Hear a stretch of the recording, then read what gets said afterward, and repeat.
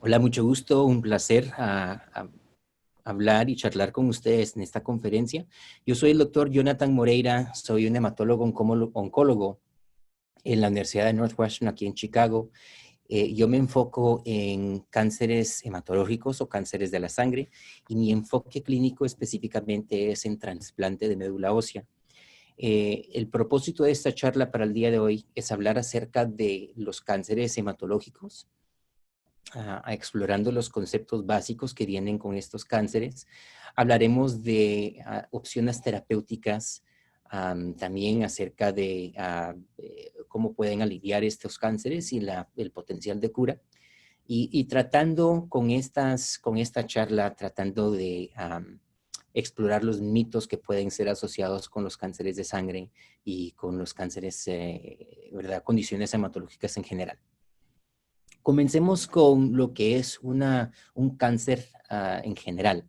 Cáncer, y yo me imagino que muchos de ustedes en la audiencia lo reconocen, es cuando las células del cuerpo comienzan a crecer y reproducirse de una manera muy anormal, que llega a acumular muchas mutaciones, mucho daño a la materia genética, a los genes, y que va trastornando el balance entre el crecimiento de células y la muerte de células. El cáncer en general va empujando y propagando el crecimiento anormal y fuera de control de células del cuerpo que van acumulando varias mutaciones en la materia genética. Y con cada generación que va creciendo, estas mutaciones se van acumulando y acumulando y van cambiando y alterando las células cancerosas. O sea que el cáncer va evolucionando un paso más rápidamente que el resto del cuerpo.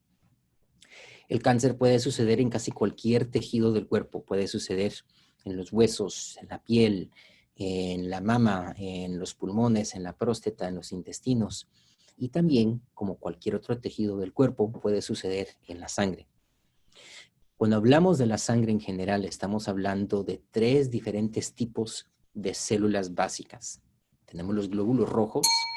Los glóbulos rojos son células que contienen moléculas de hemoglobina. La hemoglobina es lo que va transportando el oxígeno de los pulmones y lo va distribuyendo para el resto del cuerpo. Tenemos también las plaquetas, que son células chiquititas que ayudan a formar coágulos y sellar fugas de sangre en los vasos capilares, en las arterias, en las venas. Y el tercer grupo de células principales que tenemos en la sangre son los glóbulos blancos. Muchos de los cánceres que nosotros reconocemos de sangre, muchos cánceres hematológicos, es decir, que vienen de la sangre, se derivan de los glóbulos blancos. Pero sí existen cánceres también de glóbulos rojos y cánceres de las plaquetas. Entonces, al hablar de cánceres hematológicos, es sobre todo de los componentes de estas 3 diferentes tipos de células que existen en la sangre. Cuando hablamos de médula ósea, la médula ósea es un órgano líquido que existe al interior de los huesos, razón por la cual se llama médula ósea, ¿verdad? Pero es un órgano independiente de los huesos. Los huesos tienen una función, la médula ósea tiene otra función. Simplemente que la médula ósea está al interior de muchos huesos grandes y muchos huesos largos. La médula ósea, imagínense ustedes que es una fábrica para fabricar glóbulos rojos, glóbulos blancos y plaquetas. Entonces, en muchas situaciones podemos ver cánceres que vienen de origen de componentes de la médula ósea o cánceres de la sangre que también se pueden observar y ver adentro de la médula ósea. Entonces, un pequeño resumen, cánceres hematológicos son cánceres que vienen de la sangre, de uno de esos 3 diferentes tipos de células que existen en la sangre, y se pueden ver manifestadas adentro de la sangre o adentro de la médula ósea, o a veces en los dos. Y hay ciertas células en la médula ósea que también pueden llevar a desarrollarse siendo cancerosas. Cuando hablamos de leucemia aguda, por ejemplo, leucemia aguda mielogénica o linfoblástica, Estamos hablando de diferentes componentes de los glóbulos blancos. Los glóbulos blancos son como una fuerza militar del cuerpo. Nos defienden, nos protegen de infecciones, de hongos, de bacterias, de virus, pero también nos protegen de cánceres que tratan de salir en nuestro cuerpo. Andan patrullando nuestro cuerpo, o sea, utilizando estos términos marciales, ¿verdad? Andan patrullando nuestro cuerpo y están vigilantes por el desarrollo de algún tipo de cáncer y tratan de eliminarlo. Entonces, cánceres que se desarrollan muchas veces están evadiendo nuestras propias defensas y crecen aún con las defensas tratando de combatirlo o porque las defensas no lo pueden reconocer. Entonces, estas leucemias pueden desarrollarse en diferentes tipos en diferentes puntos del desarrollo de los glóbulos blancos. Como reconocemos que las fuerzas militares tienen una fuerza aérea, las marinas, las fuerzas navales, fuerzas especiales, también las defensas tienen diferentes componentes. Hay linfocitas, hay neutrófilos, hay otros diferentes tipos de células que tienen diferentes obligaciones o responsabilidades adentro de las defensas. Unos, por ejemplo, forman los anticuerpos, que son como las armas de nuestros cuerpos para protegernos de virus o bacterias o lo que sea. Otras células funcionan como las fuerzas especiales, ¿verdad? Que atacan directamente un virus o una bacteria. Entonces, es un sistema muy sofisticado y diferentes tipos de cánceres de la sangre, siendo leucemias o linfomas, son manifestaciones de cánceres que se desarrollan en diferentes tipos de células blancas. Entonces, ese es un pequeño resumen de lo que estamos hablando cuando estamos tratando de imaginarnos una clasificación de leucemias y linfomas, especialmente de los que vienen derivados de los glóbulos blancos. Hay otros tipos de cánceres, mieloma múltiple, por ejemplo, que es un cáncer de las células que van formando los anticuerpos. Hay ciertos cánceres que se desarrollan en otros componentes de la médula ósea, también especialmente las células madres de la médula ósea, que también pueden manifestarse en un tipo de leucemia. Pero cuando hablamos de esto, la dificultad que existe con el cáncer hematológico en general es que muchas veces es más difícil reconocerlo físicamente. Un cáncer de mama, un cáncer de la piel, se puede reconocer muy fácilmente. Una mujer que tenga un cáncer de mama se puede reconocer que a veces tiene un tumor, una masa en el pecho y que nos alarma, nos preocupa, ¿verdad? Usted lo puede tocar, lo puede ver a veces que el tumor o el cáncer va progresando e involucrando la piel. Igual con cánceres de la piel, por ejemplo. Cánceres de la piel pues están muy obvios, ¿verdad? Porque están en la piel, en la superficie de nuestro cuerpo. E incluso muchos linfomas se manifiestan con ganglios linfáticos agrandados.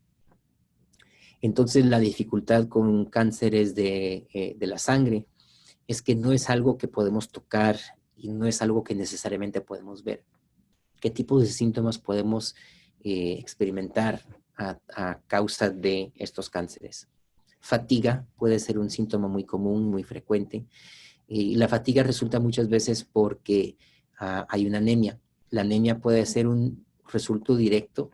El mismo cáncer o los efectos del cáncer sobre el cuerpo puede causar que los glóbulos rojos se destruyan o que el mismo cuerpo los destruya. O la anemia puede venir a causa de falta de fabricación de más hemoglobina y más glóbulos rojos. Y eso puede ser si la maquinaria de la médula ósea ha sido alterada para fabricar más y más y más cáncer. Por ejemplo, si tenemos una leucemia aguda mielogénica, en ese caso, la médula ósea, en vez de formar glóbulos rojos, glóbulos blancos y plaquetas, va formando solo las células cancerosas, solo la leucemia. Ya no se permite que se formen glóbulos rojos nuevos, glóbulos blancos normales y plaquetas. Y si nosotros fuéramos a explorar esa médula ósea, obtener una biopsia, como se hace en muchos casos, una biopsia de médula ósea, iremos a ver que la médula ósea es dominada por la fabricación, por la replicación de las células cancerosas. Entonces, eso es un síntoma muy frecuente y muy común que podemos ver. Fatiga debido directamente a consecuencias de anemia o debido simplemente al hecho que un cáncer va a consumir más alimento del cuerpo. A veces sí, también utilizando esa misma lógica, no estamos formando muchas plaquetas, por ejemplo, y el paciente tiene las plaquetas bajas. Pueden tener hemorragias, pueden sangrar al cepillarse los dientes, o pueden tener moretones grandes, o al cortarse notar que están sangrando bastante. A veces pueden dar fiebres, y estas fiebres pueden ser un efecto directo del cáncer sobre el cuerpo, que está causando que el cuerpo tenga una reacción así, una reacción inflamatoria, o a veces puede resultar debido a una infección oportunística que se aprovecha de que las defensas del cuerpo están bajas y debilitadas por el mismo cáncer. Entonces fatiga, hemorragia, moretones, infecciones. A veces el vaso puede estar agrandado también. El vaso, imagínese usted que funciona básicamente como un sistema de filtración de la sangre. Ayuda a remover glóbulos rojos que ya están muertos o que están destruidos y tratan de remover esos componentes de la sangre para que no se vayan acumulando ahí. Tienen otras funciones también en cuestiones de las defensas, pero el vaso se puede agrandar en muchos casos. A veces también podemos ver que el hígado se agrande, pero en ciertos cánceres hematológicos es el vaso que se va agrandando debido al mismo cáncer, ¿verdad? A la acumulación de muchos glóbulos rojos o muchos glóbulos blancos. O pueden directamente involucrar el vaso y comenzar a crecer adentro del vaso. Es difícil notar un vaso agrandado cuando hacemos un examen físico del paciente. E incluso no lo detectamos físicamente hasta que el vaso esté el triple del tamaño normal. Pero el vaso se puede expandir bastante y hay veces que lo podemos sentir directamente abajo de las costillas, sería el lado izquierdo, y a veces el vaso se pone tan grande que lo sentimos en el mismo abdomen o a veces hasta cruza el nivel del ombligo. En ciertos casos el paciente o la paciente puede decirnos que sienten el abdomen muy relleno, como que se están engordando, o tienen dolor abdominal, o que sienten algo duro en el abdomen, y eso puede ser el vaso también. Como habíamos dicho, a veces los linfomas pueden involucrar los ganglios linfáticos. Los ganglios linfáticos son como las bases militares, ¿verdad? O una estación de policía. Imagínense, en los ganglios linfáticos vienen los glóbulos blancos y se comunican uno con el otro. Si usted tiene una infección de garganta, por ejemplo, los ganglios alrededor de la garganta se pueden agrandar en reacción a la infección. Y eso es porque los glóbulos blancos van para allá y se comunican uno con el otro. Miren, encontramos esta bacteria o este microbio en la garganta y matamos unas muestras y así es como se ven. Están intercambiando información, aprendiendo acerca de una infección o una amenaza al cuerpo, y en eso tratan de buscar la manera de combatir e eliminar esa infección. Entonces, eso es un sistema de tránsito, imagínense, igual al sistema vascular que va circulando sangre. Aquí se va circulando un líquido como un agua que tiene muchos glóbulos blancos. Los cánceres, especialmente linfomas, pueden aprovecharse del sistema linfático del cuerpo, crecer y expandirse por medio de los ganglios linfáticos. Entonces, otro síntoma común que podemos ver es el agrandecimiento de los ganglios linfáticos, que puede ser en el cuello, puede ser en las axilas, puede ser en el área inguinal.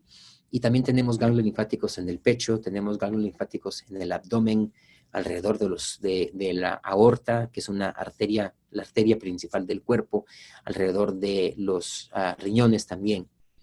Entonces ahí podemos ver que los ganglios linfáticos se van agrandando. A veces llegan a ser a un tamaño muy extremo. Otros síntomas que podemos ver también con cánceres hematológicos, leucemias, linfomas, pueden ser manifestaciones cutáneas o manifestaciones en la piel. Pueden ser ronchas, pueden ser granitos, pueden ser manchas en particulares. A veces estos cánceres pueden invadir la espina dorsal o el cerebro, siendo ya los meros tejidos del cerebro y la espina dorsal, o se pueden ver involucrados en el flujo cerebroespinal. Es una como agua que está en la cual está situada el cerebro y la espina dorsal, que forma como una protección adicional para estos órganos. Entonces, si el cáncer se riega a estos órganos, podemos ver problemas que a veces son muy parecidos a un derrame, ¿verdad? Dificultad con el habla, alteración de la vista, dificultad al mover los brazos o las piernas, alteración de sensación de de ambas extremidades. Así que podemos ver síntomas atribuidos a un derrame o algo más que esté afectando al cerebro. Ciertas consideraciones especiales antes de comenzar a hablar de las terapias que tenemos para el cáncer de la sangre. En casos como el mieloma múltiple, por ejemplo, y ciertos linfomas, también pueden involucrar los huesos. El mieloma múltiple, debido a cómo funciona el cáncer, altera el metabolismo de los huesos y altera la generación y la destrucción del hueso. Nuestros huesos son órganos muy dinámicos. Nosotros no los reconocemos, son duros, uno cree que son inertos, pero al contrario. Cuando se da este ejercicio, por ejemplo, el hueso se va remodelando, va respondiendo al estrés que usted le pone en esos huesos y va diciendo, aquí tenemos que reforzar acá, tenemos que reforzar allá. Entonces es un proceso muy dinámico. Esto es dominado por diferentes tipos de células que destruyen hueso y regeneran el hueso. El mieloma múltiple altera ese balance y causa que las células que van generando hueso no funcionen bien, pero permite que las células que destruyan hueso funcionen muy bien. Entonces vemos muchas fracturas de hueso con el mieloma múltiple, mucho dolor de hueso. Por eso si algunos de ustedes conocen a alguien con el mieloma múltiple, eso puede ser una causa que viene a causa de eso, dolores de hueso o fracturas que uno va detectando por medio de exámenes de sangre, biopsia de médula ósea, que tienen un mieloma múltiple. Hay otros síntomas, pero esos son los síntomas principales cuando hablamos de un aspecto, de una perspectiva muy general acerca de la sangre, de los cánceres hematológicos. Hablemos un poquito de las opciones terapéuticas en los minutitos que nos quedan.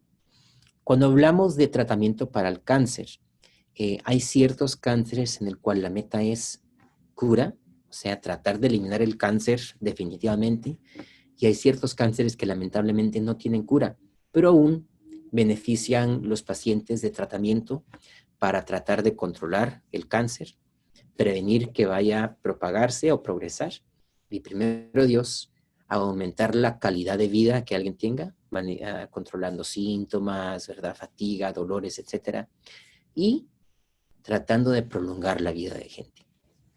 Vamos a hablar en términos muy generales también. Comencemos con la quimioterapia. La quimioterapia no es una sola medicina, como quizás mucha gente se imagina. Es una clasificación de medicinas, es una como familia o un grupo de medicinas. Y existen muchas, docenas de diferentes tipos de quimioterapias. La mayoría de ellas que se dan por medio de la sangre, o sea, le tienen que poner una línea intravenosa y darle una infusión de la quimioterapia, pero a veces se puede dar directamente en el cerebro, en la espina dorsal. Eso requiere un procedimiento especial, o a veces se puede dar por medio de una pastilla o un líquido, o sea, por la vía oral. La quimioterapia afecta al cáncer de diferentes maneras. Muchas veces la quimioterapia quizás altera la generación de la materia genética, el ADN, por ejemplo, ¿verdad?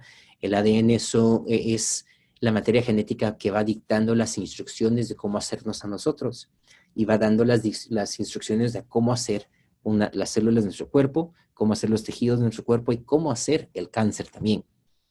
Y si se recuerdan, habíamos hablado que los genes que tienen esas instrucciones a veces acumulan mutaciones, ¿verdad? Daño, anormalidades, instrucciones erróneas que van llegando a facilitar el desarrollo de un cáncer. Pues hay ciertos tipos de quimioterapia que afectan el procedimiento en el cual se puede replicar o hacer nuevas copias de este ADN. Eso puede ser involucrándose directamente en la maquinaria que la célula usa para hacer más ADN, o afectando la maquinaria que permite que una célula se divida y se separe en dos. Puede ser una combinación de esto, puede ser también un componente tóxico, ¿verdad? Que afecta a todas células, pero quizás a las células que van creciendo más rápidamente, como una célula cancerosa.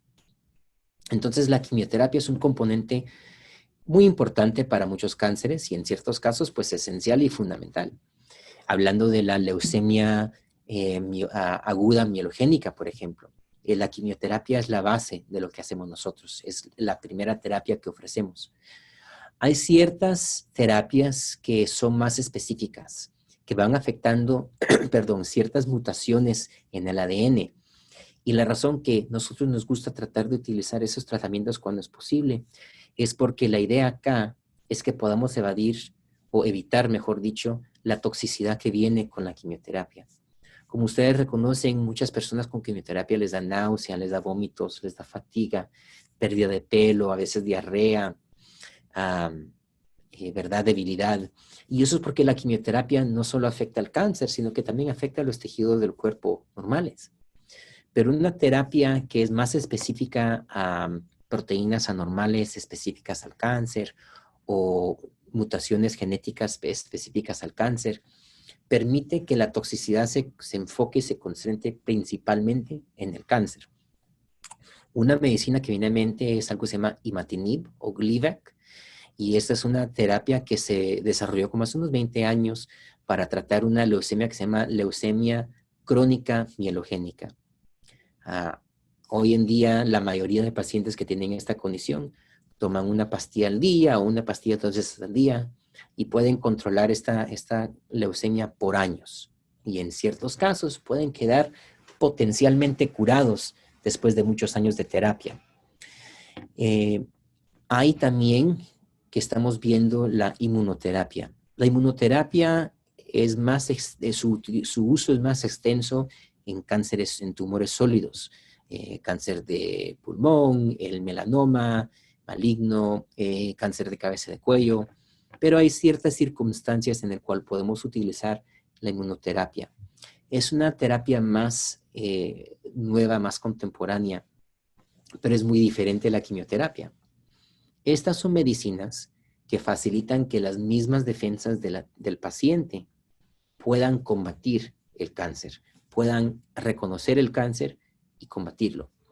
Entonces, si la quimioterapia es como un arma que directamente afecta al cáncer, la inmunoterapia es un arma que nuestras defensas pueden utilizar. Como había dicho, a veces los cánceres evaden las defensas de nuestro cuerpo y están evadiendo nuestros glóbulos blancos. Y esto es porque pueden formar señales, pueden bloquear las cosas que permiten que los glóbulos blancos reconozcan el cáncer. Imagínense ustedes si estamos hablando, utilizando términos marciales otra vez, que nuestras defensas sean una fuerza policíaca que está patrullando un barrio.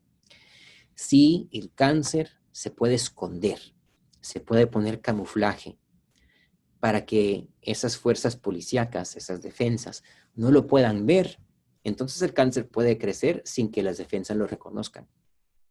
Imagínense ustedes que la inmunoterapia quita ese camuflaje del cáncer y permite que las defensas lo vean directamente, lo reconozcan. Eso despierta las defensas y hace que las ataquen. En ciertos casos podemos combinar la inmunoterapia con quimioterapia. Estamos atacando el cáncer de diferentes mecanismos, ¿verdad? Toxicidad directa, toxicidad indirecta al despertar las defensas. Entonces, eso es un resumen muy leve, muy básico acerca de las diferentes opciones que tenemos. La radioterapia es algo que yo no utilizo personalmente, pero eso es otro tipo de oncólogo, un oncólogo de radiación, que utiliza rayos de energía, la radiación, para provocarle toxicidad directo al cáncer también. Eso tiene un papel muy limitado en la leucemia, debido a que la leucemia es un cáncer de la sangre directa, pero para ciertos linfomas sí podemos utilizar la radioterapia, a veces solo la radioterapia o a veces en combinación con la quimioterapia. En los últimos minutitos que tenemos, quiero hablar acerca del trasplante de médula ósea. Eso es lo que yo me enfoco en mi práctica clínica acá en la Northwestern, y yo creo que es algo que en mis pacientes existe una falta de entendimiento del papel que esta terapia puede tener. Existen dos tipos de trasplante de médula ósea. Uno es el trasplante autólogo. Estamos utilizando las células madres del mismo paciente, pero estamos usando dosis de quimioterapia súper altas. Tal y como la quimioterapia causa toxicidad al cáncer, también les dije que causa toxicidad al cuerpo. Y hay cierto nivel en el cual ya no podemos aumentar la dosis de la quimioterapia porque va destruyendo la médula ósea normal del paciente.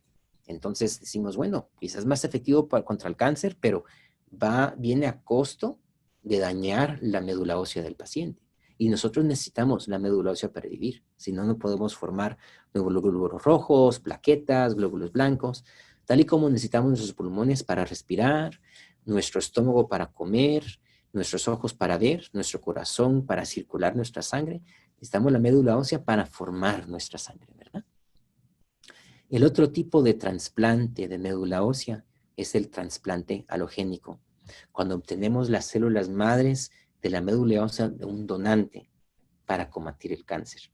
Ok, vamos a explorar estos temas un poquito más en los minutitos que nos quedan. La célula madre es una célula que tiene la capacidad de formarse en un glóbulo rojo, un glóbulo blanco y plaquetas, los tres componentes de la sangre. Es como decir la semilla de la sangre. Si usted obtiene la médula ósea y se la pone en otro sitio, puede crecer todos los componentes completos de la sangre y puede renacer la médula ósea. Con un trasplante autólogo, el papel de la célula madre es simplemente repoblar la médula ósea. En este tipo de trasplante, estamos dando dosis de quimioterapia tan altas que esperamos destruir el cáncer, pero también viene a costillas de la médula ósea. Entonces, en este caso, la quimioterapia, las dosis altas de quimioterapia son el tratamiento principal. Y las células madres que hemos aislado del paciente y se las damos de nuevo, ayuda a repoblar la médula ósea para que el órgano se pueda preservar, ¿verdad? Aislamos las células madres del paciente antes de dar la quimioterapia, lo guardamos en un congelador muy especial que baja la temperatura a 70 grados negativos centígrados para conservar células y pueden estar ahí guardadas por años. Ese tipo de trasplante se usa para ciertos tipos de linfoma, mieloma múltiple, y de vez en cuando a veces lo podemos utilizar para ciertos tipos de leucemia. El papel ahí es un poco limitado, pero de caso en caso podemos justificar el uso de ese tipo de trasplante. El trasplante halogénico, trasplante de células madres de un donante, es un poquito más sofisticado y un poquito más arriesgado debido a todas las complicaciones que pueden resultar. Pero a veces esa es la terapia más efectiva para ciertos tipos de cáncer.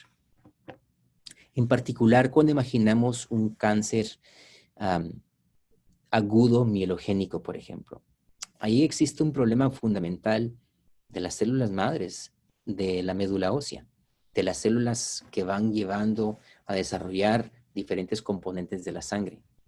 Reconocemos que la quimioterapia quizás sea importante para eliminar el cáncer al inicio, pero muchas veces no basta. Ciertas leucemias agudas responden a eso y ya estuvo, pero muchas de ellas requieren algo más extenso. Entonces, en ese caso, la quimioterapia nos permite el tiempo para poder darle al paciente ese tipo de trasplante. ¿Quiénes son los donantes para estas células madres? Pueden ser a veces un hermano o hermana, esa es la manera más fácil y común para hacerlo. A veces puede ser una persona desconocida, pero que por pura casualidad tiene tiene el mismo perfil molecular en la sangre que los permite que sean compatibles. Y a veces podemos usar alguien que sea 50% compatible. En ese caso puede ser un padre, una madre de un paciente, o puede ser un hijo o una hija de un paciente, o incluso algún hermano o hermana que no sea 100% compatible. Ahora, ¿por qué vamos a utilizar células de un donante? ¿Por qué no usamos las células del mismo paciente o de la misma paciente? Como les había dicho, en estos casos, quizás la médula ósea está dañada y no tiene sentido utilizar esas células madres. Pero nosotros queremos utilizar las defensas de alguien más que puedan reconocer el cáncer como foráneo y atacarlo. Ese efecto, ese concepto se llama injerto contra linfoma, injerto contra tumor, injerto contra leucemia, injerto contra cáncer, ¿verdad? Ese es el término, el concepto básico. Utilizar las fuerzas armadas del donante para atacar el cáncer. Al mismo tiempo, lamentablemente, también puede provocar algo que se llama injerto contra huésped. Tal y como las defensas del donante reconocen al cáncer como foráneo y lo atacan, también pueden reconocer los tejidos del paciente, la piel, los ojos, el hígado, los intestinos, los pulmones, como foráneo y lo puede atacar. Mi papel como doctor de trasplantes de médula ósea o trasplantes de células madres, mi papel aquí es tratar de establecer un tipo de balance, manteniendo las defensas del donante suficientemente fuertes para que puedan combatir el cáncer, pero suficientemente débiles para que no vayan a causar injerto contra huésped.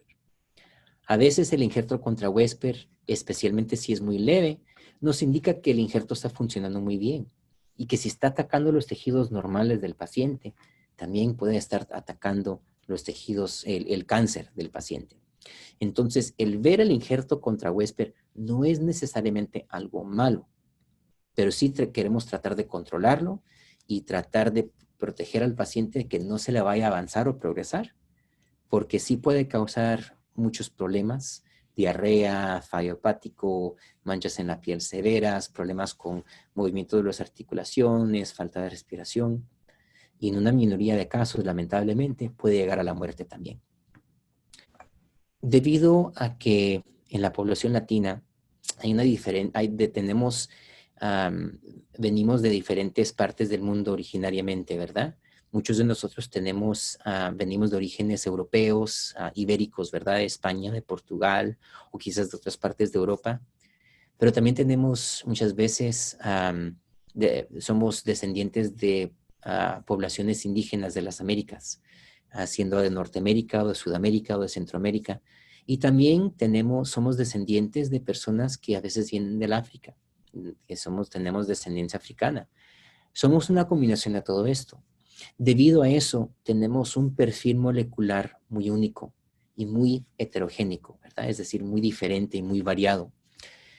Esto lo hace más difícil que encontremos donantes compatibles para células madres en la población general, razón por la cual es importantísimo que nosotros como una población latina, no importa que seamos originarios directos de México o de Guatemala o de Brasil, o que seamos descendientes de personas que vinieron de América Latina, es importantísimo que nosotros nos ofrezcamos como donantes de células madres, porque puede ser que un día alguien al otro lado del mundo requiera de nuestras células madres y que nosotros podamos salvar a una persona que quizás ni siquiera conozcamos. El donar células madres no es un procedimiento fatal, no es un procedimiento mortal. Regeneramos nuestras células madres y podemos vivir una vida completamente normal después de donarlo. Incluso es muy infrecuente que alguien tiene complicaciones a largo plazo de eso.